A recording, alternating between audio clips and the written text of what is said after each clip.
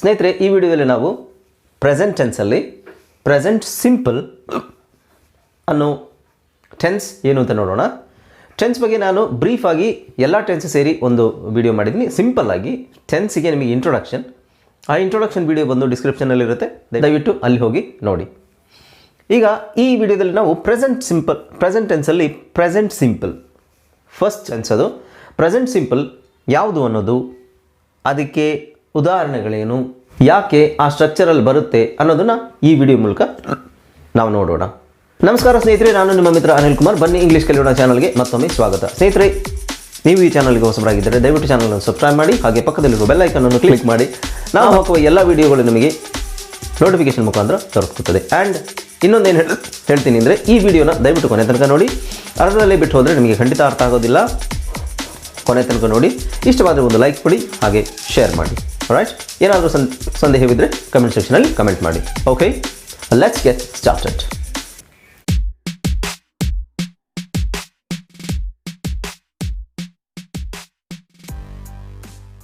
Hello friends, ಇದೊಂದು ವಿಶೇಷ ಸೂಚನೆ.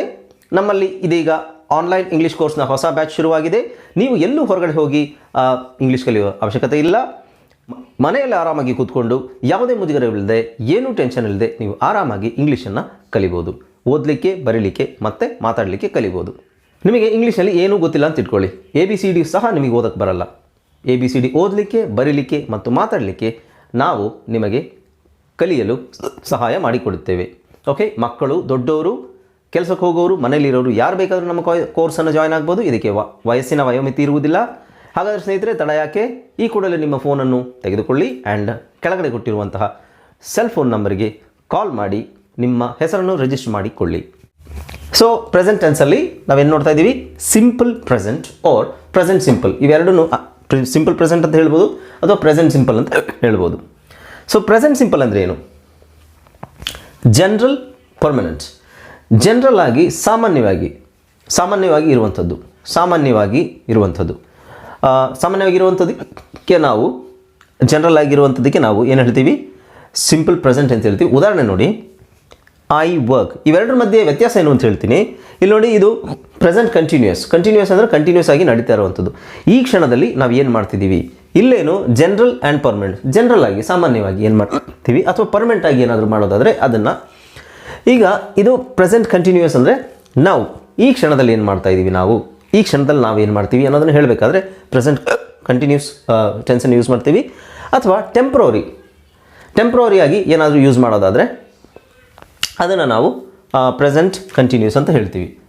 ಈ ಕ್ಷಣದಲ್ಲಿ ಏನಾದರೂ ಆ್ಯಕ್ಷನ್ ಮಾಡ್ತಾ ಇರೋದಾದರೆ ಅದನ್ನು ನಾವು ಪ್ರೆಸೆಂಟ್ ಕಂಟಿನ್ಯೂಸ್ ಅಂತ ಹೇಳ್ತೀವಿ. ಅಥವಾ ಈ ಕ್ಷಣದಲ್ಲಿ ಮಾತ್ರ ಅಲ್ಲ, ಟೆಂಪ್ರವರಿ ಆಗಿ ಏನಾದರೂ ಮಾಡೋದಾದರೆ ಅದನ್ನು ಹೇಳ್ತೀನಿ ನಾನು. ಟೆಂಪ್ರವರಿ ಎಲ್ಲಿ ಯೂಸ್ ಮಾಡ್ತೀವಿ ಅಂತ. ಸಿಂಪಲ್ ಪ್ರೆಸೆಂಟ್ ಅಂದರೆ ಉದಾಹರಣೆ ನೋಡಿ, ಐ ವರ್ಕ್.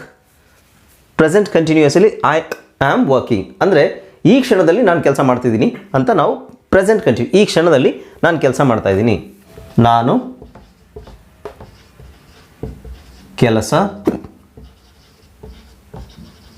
ಮಾಡ್ತಾ ಇದ್ದೀನಿ. ಈ ಕ್ಷಣದಲ್ಲಿ ನಾನು ಕೆಲಸ ಮಾಡ್ತಾ ಇದ್ದೀನಿ, ಅದಕ್ಕೆ ಪ್ರೆಸೆಂಟ್ ಕಂಟಿನ್ಯೂಸ್ ಅಂತ ಹೇಳ್ತೀವಿ. ಸೊ ಪ್ರೆಸೆಂಟ್ ಕಂಟಿನ್ಯೂಸ್ ಈ ಕ್ಷಣದಲ್ಲಿ ಮಾಡ್ತಾ ಇರೋದ್ರಿಂದ ಅದನ್ನು ಸದ್ಯಕ್ಕೆ ಬಿಟ್ಬಿಡೋಣ. ಈಗ ನೋಡಿ, ಐ ವರ್ಕ್ ಅಂದ್ರೇನು? ಜನರಲ್, ಸಾಮಾನ್ಯವಾಗಿ ನಾನು ವರ್ಕ್ ಮಾಡ್ತೀನಿ. You work, we work, they work. ಇದರಲ್ಲಿ ಐ, ಯು, ವಿ, ದೇ, ಅಲ್ಲಿ ವರ್ಕ್. ಓಕೆ, ಸಾಮಾನ್ಯವಾಗಿ ನಾನು ಕೆಲಸ ಮಾಡ್ತೀನಿ, ನನಗೊಂದು ಜಾಬ್ ಇದೆ, ಸಾಮಾನ್ಯವಾಗಿ ನಾನು ಕೆಲಸ ಮಾಡ್ತೀನಿ.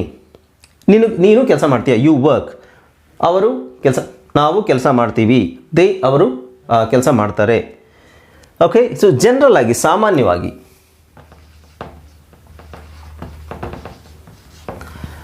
ನಾವು ಕೆಲಸ ಮಾಡ್ತೀವಿ ಅಂತ. ಸೊ ಇಲ್ಲೇನು, ಈಗ ನಾನು ಮಾಡ್ತಾ ಇರೋದನ್ನು ನಾವು ಆಮ್ ವರ್ಕಿಂಗ್ ಅಂತ ಹೇಳ್ತೀವಿ. ಸಾಮಾನ್ಯವಾಗಿ ನಾವು ಕೆಲಸ ಮಾಡ್ತೀವಿ ಅನ್ನೋದನ್ನು ಐ ವರ್ಕ್. ಸೊ ಇಲ್ಲಿ ಆಮ್ ING ಬರಲ್ಲ. I work. ಐ ಟೀಚ್, ನಾನು ಟೀಚ್ ಮಾಡ್ತೀನಿ. ಸಾಮಾನ್ಯವಾಗಿ ಮಾಡ್ತೀನಿ ಅಂತ ಬರಬೇಕಾದ್ರೆ I work, you work. So ಹಾಗೆ ಹೀ ವರ್ಕ್ಸ್, ಇಲ್ಲಿ ನೋಡಿ ಎಸ್ ಸೇರಿಸ್ಕೊಳ್ಳುತ್ತೆ. ಹೀ ಶಿ ಇಟ್, ಮೂರನೇ ವ್ಯಕ್ತಿ. ಹೀ ಶಿ ಇಟ್ ಬಂದಾಗ ಎಸ್ ಸೇರ್ಕೊಳ್ಳುತ್ತೆ ಎಲ್ಲದಕ್ಕೂ. ಅದೇ ವ್ಯತ್ಯಾಸ. ಅದೇ ವ್ಯತ್ಯಾಸ ಇಲ್ಲಿ. He works, she works, it works. I you we ದೇಗೆ ವರ್ಕ್ ಎಸ್ ಇಲ್ಲ. ಹಿ ವರ್ಕ್ಸ್, ಹಿ ಶಿ ಇಟ್ಗೆ ಎಸ್ ಇದೆ. ಇಲ್ಲಿ ನೋಡೋದಾದರೆ ಆಮ್ ವರ್ಕಿಂಗ್ ಇದೆ, ಆರ್ ವರ್ಕಿಂಗ್ ಇದೆ, ಈಸ್ ವರ್ಕಿಂಗ್ ಇದೆ. ಅದು ಯಾವುದಕ್ಕೆ ಬರುತ್ತೆ?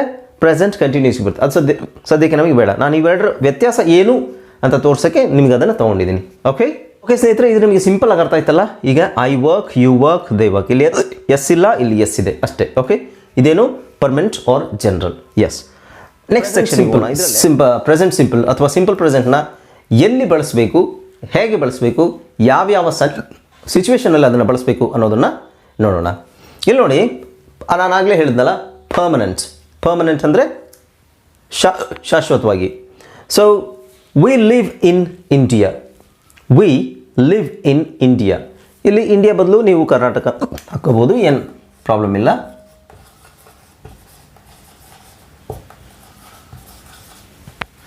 ಅಥವಾ ನಿಮ್ಮ ಊರ ಹೆಸರು ಹಾಕ್ಕೋಬೋದು. We live in Dharwad, we live in Raichur. So ಇದು ಪರ್ಮನೆಂಟ್, ನಾವು ಅಲ್ಲೇ ವಾಸವಾಗಿದ್ದೀವಿ. ಪರ್ಮನೆಂಟ್ ಅಲ್ಲದೇ ಇದ್ದರೆ ನೀವೆಲ್ಲಿ ವಾಸವಾಗಿರ್ತೀರ ಅಲ್ಲಿದ್ದು ಇದನ್ನು ಹೇಳ್ಬೋದು. ಸೊ ಸಾಮಾನ್ಯವಾಗಿ ನಾವು ಇಂಡಿಯಾದಲ್ಲೇ ವಾಸವಾಗಿದ್ದೀವಿ ಅಥವಾ ಕರ್ನಾಟಕದಲ್ಲಿ ವಾಸವಾಗಿದ್ದೀವಿ. ಸೊ ಸಾಮಾನ್ಯವಾಗಿ ಪರ್ಮನೆಂಟ್, ಸಾಮಾನ್ಯವಾಗಿ. ಓಕೆ, ಸೊ ಇದನ್ನು ಪರ್ಮನೆಂಟ್ ಅಂದರೆ ಪರ್ಮನೆಂಟಾಗಿ, ಶಾಶ್ವತವಾಗಿ ಅಂತ. ಇನ್ನೊಂದು ಉದಾಹರಣೆ ನೋಡಿ. She works at school. ಆಕೆ ಸ್ಕೂಲ್ನಲ್ಲಿ ಕೆಲಸ ಮಾಡ್ತಾಳೆ. ಶಿ ವರ್ಕ್ಸ್, ಇದ್ದಾಳೆ ಅಲ್ಲ, ಮಾಡ್ತಾಳೆ. ಪರ್ಮನೆಂಟಾಗಿ ಮಾಡ್ತಾಳೆ ಅಥವಾ ಒಂದು ಹಂತದವರೆಗೆ ಪರ್ಮನೆಂಟಾಗಿ ಮಾಡ್ತಾಳೆ. So she works at school, permanent. Routines ಅಂದರೆ ದೈನಂದಿನ ಚಟುವಟಿಕೆ. ರೂಟೀನ್ಸ್ ದೈನಂದಿನ, ಡೈಲಿ ನಾವೇನು ಮಾಡ್ತೀವಿ ಚಟುವಟಿಕೆಗಳು ನೋಡಿ. I wake up at 5 o'clock. I wake up at 5 o'clock. Okay, ನಾನು 5 ಗಂಟೆಗೆ ಎದ್ದೇಳ್ತೀನಿ. I wake up at 5 o'clock. ಇಲ್ಲಿ ಶಿ ಅಂತ ಹಾಕೊಳ್ಳೋಣ. She goes. Okay, I go ಅದೇ ಆಗಿಬಿಡುತ್ತೆ. I wake up at 5 o'clock. ನಾನು ಬೆಳಗ್ಗೆ 5 ಗಂಟೆಗೆ ಎದ್ದೇಳ್ತೀನಿ. She goes to sleep at 10 o'clock. She goes to sleep at 10 o'clock. ಅದು ಒಂದು ರೂಟೀನ್, ಡೈಲಿ ಚಟುವಟಿಕೆ. ಸಾಮಾನ್ಯವಾಗಿ ಅವಳು 10 ಗಂಟೆಗೆ ನಿದ್ದೆಗೆ ಹೋಗ್ತಾಳೆ. ನಾನು 5 ಗಂಟೆಗೆ ಎದ್ದೇಳ್ತೀನಿ. ಸಿ ಐ ವೇಕ್ ಅಪ್, ಇಲ್ಲಿ ಎಸ್ ಇಲ್ಲ, ಯಾಕೆಂದರೆ ದಿಸ್ ಇಸ್ ಐ, ನಾನು. ಶಿ ಗೋಸ್, ಹಿ ಶಿ ಇಟ್ಗೆ ಎಸ್ ಬರುತ್ತೆ. ಸೊ ಎಸ್ ಬರೋದ್ರಿಂದ ಕೆಲವು ವರ್ಬ್ಗೆ ಎಸ್ ಸೇರಿಸೋದಾದರೆ ಇ ಎಸ್ ಸೇರಿಸ್ಬೇಕು, ಬರೀ ಎಸ್ ಸೇರಿಸೋ ಆಗಿಲ್ಲ. Okay, so she goes to sleep at 10 o'clock. Right, ಇದೇನಿದು ದೈನಂದಿನ ಚಟುವಟಿಕೆ. ಇನ್ನು ಮೂರನೇದು ಫ್ಯಾಕ್ಟ್ಸ್, ಸತ್ಯ. ಇದು ನೋಡಿ, the sun rises in the east. ಎಲ್ರಿಗೂ ಗೊತ್ತು, ಸಾಮಾನ್ಯವಾಗಿರೋದೇನು, sun rises in the East. ಸೂರ್ಯ ಪೂರ್ವದಲ್ಲಿ ಹುಟ್ಟುತ್ತಾನೆ. ಪಶ್ಚಿಮದಲ್ಲಿ ಅಸ್ತಮ. ಸೂರ್ಯೋದಯ ಪೂರ್ವದಲ್ಲಿ ಆಗುತ್ತೆ ಅನ್ನೋದನ್ನು sun rises in the east, ಅದು ಫ್ಯಾಕ್ಟ್, ಅದು ನಿಜವಾದ ಸಂಗತಿ, ಸತ್ಯ. ಅದು ಎಲ್ರಿಗೂ ಗೊತ್ತಿರುವಂಥ ಸತ್ಯ ವೈಜ್ಞಾನಿಕವಾಗಿ. ಓಕೆ, ಸೊ ಫ್ಯಾಕ್ಟ್, ಏನು ಫ್ಯಾಕ್ಟ್ಸ್ ಇದೆಯೋ ಅದನ್ನು ಹೇಳಬೇಕಾದ್ರೆ ನಾವು ಸಿಂಪಲ್ ಪ್ರೆಸೆಂಟನ್ನು ಬಳಸಬೇಕು. ಓಕೆ, ನೆಕ್ಸ್ಟ್ ನೋಡಿ, ಸ್ಕೆಡ್ಯೂಲ್ಸ್ ಅಂದರೆ ನಿರ್ದಿಷ್ಟವಾಗಿ ಒಂದು ವಿಷಯನ ನಾವು ಇಂಥ ಟೈಮಿಗೆ ಮಾಡ್ತೀವಿ ಅನ್ನೋದನ್ನು ಸ್ಕೆಡ್ಯೂಲ್ ಮಾಡ್ಕೊಳ್ಳೋದು. ಓಕೆ, ಸ್ಕೆಡ್ಯೂಲ್ ಅಂದರೆ ಅವ ಕ್ಲಾಸ್ ಸ್ಟಾರ್ಟ್ಸ್ ಅಟ್ 8 ಅಂದರೆ ನಮ್ಮ ಕ್ಲಾಸ್ ಶಾಲೆಗೆ ಹೋಗೋರು, ನಮ್ಮ ಕ್ಲಾಸ್ 8 ಗಂಟೆಗೆ ಶುರುವಾಗುತ್ತೆ. ಸ್ಟಾರ್ಟ್ಸ್, ಇಲ್ಲಿ ಎಸ್ ಬಳಸಬೇಕು. ಯಾಕೆಂದರೆ ಕ್ಲಾಸ್ ಅನ್ನೋದು ಅದು ಅಂತ ಆಗುತ್ತೆ. ಸೊ ಕ್ಲಾಸ್ ಅನ್ನೋದು ಥರ್ಡ್ ಪರ್ಸನ್, ಹಿ ಶಿ ಇಟ್ಟಲ್ಲಿ ಬರುತ್ತೆ. ಕ್ಲಾಸ್ ಅಂದರೆ ಇಟ್ಟಿಗೆ ತೊಗೊಬೇಕು ನಾವು. ಅದು 8 ಗಂಟೆಗೆ ಸ್ಟಾರ್ಟ್ ಆಗುತ್ತೆ. ಯಾವುದು? ಕ್ಲಾಸ್. ಓಕೆ, ನೆಕ್ಸ್ಟ್ ನೋಡಿ, ಸ್ಕೆಡ್ಯೂಲ್ ಆಯ್ತಲ್ಲ. ಇನ್ನೊಂದು ಸ್ಕೆಡ್ಯೂಲ್ ನೋಡಿ. The train leaves at 9. ಆದರೆ ನೋಡಿ, ಇದು ಲೀವ್ಸ್ ಅನ್ನೋದು ಬಿಡುತ್ತೆ. ಟ್ರೈನ್ 9 ಗಂಟೆಗೆ ಬಿಡುತ್ತೆ. ಡೈಲಿ ಟ್ರೈನ್ 9 ಗಂಟೆಗೆ ಬಿಡುತ್ತೆ ಅಂದರೆ ನಾವು ಹೋಗೋ ಟ್ರೈನ್. ಬೇರೆ ಟ್ರೈನ್ಸ್ ಇರ್ತವೆ, ಬಟ್ ನಾವು ಹೋಗೋ ಟ್ರೈನ್ ಬಗ್ಗೆ ನಾವು ಮಾತಾಡಬೇಕಾದ್ರೆ the train leaves at 8 or 9, ಯಾವ ಟೈಮ್ ಬೇಕಾದ್ರೆ ಹಾಕ್ಬೋದು. ಇಲ್ಲಿ ನಾವು ಮೇಯ್ನಾಗಿ ನೋಡಬೇಕಾಗಿರೋದು ES ಅಥವಾ ಬರೀ ಎಸ್, ಲೀವ್ಸ್. ಇಲ್ಲಿ ನೋಡಿ ಸ್ಟಾರ್ಟ್ಸ್, ಇಲ್ಲಿ ಯಾಕೆ ಅದು ದ ಸನ್ ರೈಸಸ್, ಇಲ್ಲೂ ಎಸ್ ಇದೆ, ಯಾಕೆಂದರೆ he she it. The sun ಅಂದರೆ ಇಲ್ಲಿ ಇಟ್ನ ನಾವು ತೊಗೊಬೇಕು, sun. He she it. The sun rises in the east, ಅದು ಪೂರ್ವದಲ್ಲಿ ಹುಟ್ಟುತ್ತೆ. ಯಾವುದು? ಸೂರ್ಯ. ಓಕೆ, ಸೂರ್ಯ ಅನ್ನೋದು ಅದು ಇದು ಅಂತ ನಾವು ಹೇಳಬೇಕು. ಓಕೆ, ನೆಕ್ಸ್ಟ್ ನೋಡಿ ಫ್ರೀಕ್ವೆನ್ಸಿ. ಫ್ರೀಕ್ವೆನ್ಸಿ ಅಂದರೆ ಆಗಾಗ ಮಾಡುವಂಥದ್ದು. ಓಕೆ, ಪ್ರತಿ ಸಲ ಮಾಡುವಂಥದ್ದು. ನಾವೇನಾದರೂ ಒಂದು ವಿಷಯನ ಪದೇ ಪದೇ ಮಾಡ್ತಾ ಇದ್ದರೆ ಫ್ರೀಕ್ವೆಂಟಾಗಿ ನಾವು ಮಾಡ್ತಾ ಇದ್ದೀವಿ ಅಂತ ಹೇಳ್ತೀವಿ, ಫ್ರೀಕ್ವೆನ್ಸಿ. ಓಕೆ, ಇಲ್ಲಿ ನೋಡಿ ಶಿ ಆಲ್ವೇಸ್ ಟೇಕ್ಸ್ ಬಸ್. ಅವಳು ಯಾವಾಗಲೂ ಬಸ್ಸನ್ನು ಎಲ್ಲಿಗಾದ್ರೂ ಹೋಗ್ಬೇಕಾದ್ರೆ ಬಸ್ಸಲ್ಲಿ ಹೋಗ್ತಾಳೆ, ಬೇರೇನು ಟೂ ವೀಲರಲ್ಲಿ ಹೋಗಲ್ಲ, ಬಸ್ಸಲ್ಲಿ ಹೋಗ್ತಾಳೆ ಅನ್ನೋದನ್ನು ಯಾವಾಗಲೂ. So always, she always takes bus. ಇಲ್ಲಿ ಟೇಕ್ಸಲ್ಲಿ ಎಸ್ ಇದೆ. Okay, she always takes bus.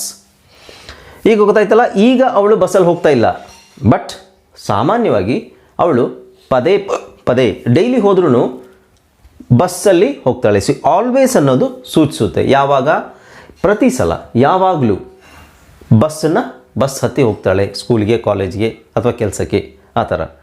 Okay ಸ್ನೇಹಿತರೆ, ಅರ್ಥ ಆಯ್ತಲ್ಲ ಈ ಕಾನ್ಸೆಪ್ಟ್. ಇಷ್ಟು permanent, routines, facts, schedules, frequency.